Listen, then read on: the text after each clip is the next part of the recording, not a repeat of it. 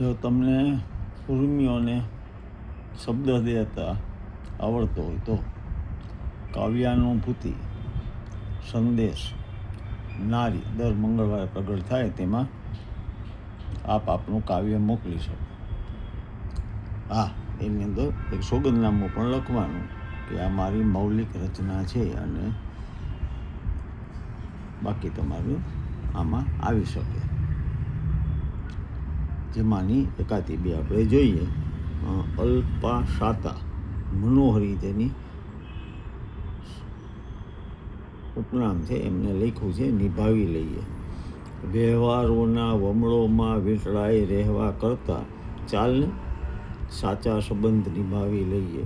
દિલના ધબકારા સાથે કોઈની વેદના સંભળાય એવું એક સ્ટેથોસ્કોપ બનાવી લઈએ.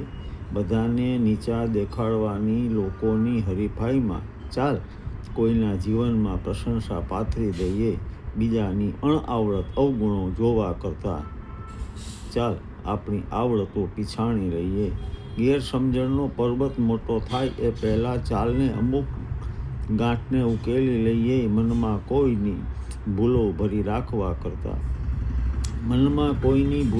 રાખવા કરતાં થોડી આનંદની પળો હૃદયમાં સમેટી લઈએ. દંભી ને ખોટા દેખાડાઓની વચ્ચે સાચો પ્રેમ દુનિયાને બતાવી દઈએ. નાશવંત સુખોની પાછળ દોડતા રહેવા કરતાં ચાલને શાશ્વત સુખને માણી લઈએ. તાંતરાની જેમ તૂટતા રહેતા સંબંધોની વચ્ચે ચાલ જન્મ જન્મની પ્રીત નિભાવી લઈએ. અલ્પા શાતાનું હતું આ.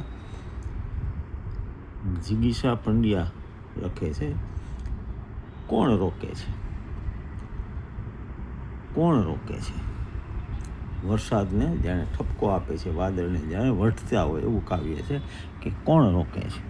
રડું રડું થઈ રહેલા આ વાદળોને ન જાણે કોણ રોકે છે? વરસમાં મથતા આ પાગલોને ન જાણે કોણ ટોકે છે?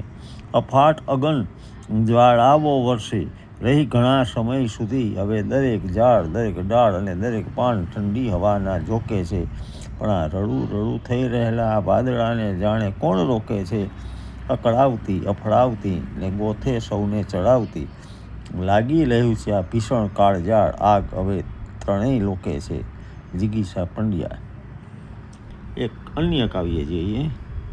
પ્રિયંક પટેલ નવસારીથી, રૂમલા નવસારી, જેમનું ઉપનામ છે ગુરુ.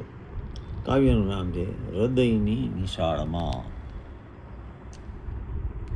હૃદયની નિશાળમાં તારા મનના વિચારોને પુસ્તકની જેમ વાંચવા છે.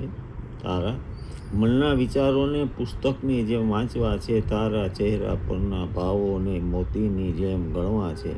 તારા દિલમાં છુપાયેલ લાગણીઓને કલમ બનીને લખવી છે. ખબર છે અભણ છું છતાં આ પ્રેમના વિષયને શીખવો છે. નથી આવડતી દુનિયાદારીની ભાષા મને પણ તારી મૌન વાતોનું મારે વ્યાકરણ શીખવું છે. લોકો કહે છે હું કંઈ જાણતો નથી. મારે તો બસ તારા હૃદયના હાલચાલ મેળવવા છે. ભલે રહ્યો હું ઠોઠ આ આખી દુનિયાની નજરમાં, પણ તારા હૃદયની નિશાળમાં મારે અવ્વલ આવવું છે. શોધે છે અર્થ લોકો મારી કવિતાઓના શબ્દોમાં. ગુરુને તો તારા હૃદયની છુપાયેલી લાગણીઓને લખવી છે.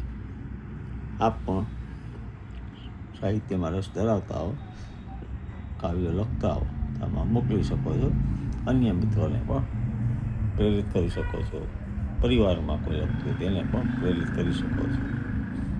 ધન્યવાદ. પ્રણામ. જય